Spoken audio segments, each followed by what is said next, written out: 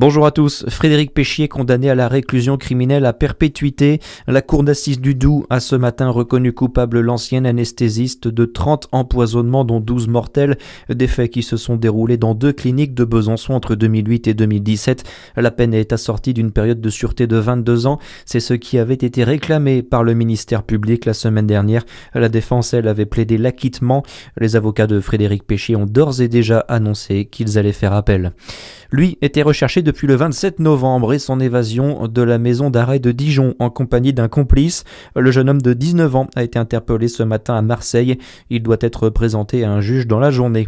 76% des bovins pour lesquels la vaccination a été programmée ont été vaccinés en Côte d'Or, annonce ce matin des services de la préfecture dans les colonnes du bien public. Il s'agit essentiellement de bovins d'élevage situés dans la zone réglementée 4 qui s'étend sur 129 communes côte-d'oriennes, mais aussi sur une partie du Jura et de la Saône-et-Loire. 60% d'entre eux sont vaccinés depuis plus de 28 jours. Le seuil pour être protégé selon la préfecture. Et puis cet accident de la route en Côte d'Or, tôt ce matin, une camionnette a percuté un arbre sur la RD 996 sur la commune de Salive. L'accident a eu lieu vers 4h du matin.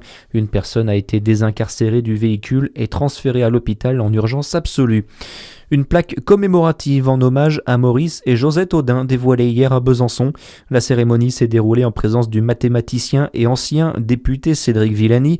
Il nous parle de l'importance de ce geste pour la mémoire du mathématicien disparu sous la torture durant la guerre d'Algérie. Maurice Audin, c'est un nom qui compte, souvent associé à sa femme Josette qui a lutté pendant plus de 60 ans pour la reconnaissance officielle de ce qui était arrivé à son défunt mari. C'est un symbole, un modèle très très fort d'engagement politique déterminé jusqu'au bout pour ses idées et pour la liberté. C'est un grand Français, c'est un grand Algérien. C'est aussi Maurice Audin, l'un de ces rares moments, l'un de ces rares cas où on a pu voir l'ensemble de la nation progresser sur ce sujet ô combien douloureux qui s'appelle la guerre d'Algérie, dans lequel il y a encore tant de secrets qui n'ont pas été dits. Des propos recueillis par Charlie Chevasson.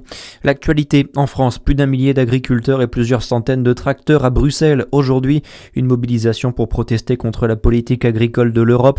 Dans leur ligne de mire, notamment l'accord avec le Mercosur. Le traité de libre-échange doit être validé par les 27 réunis à partir de ce jeudi pour un sommet européen.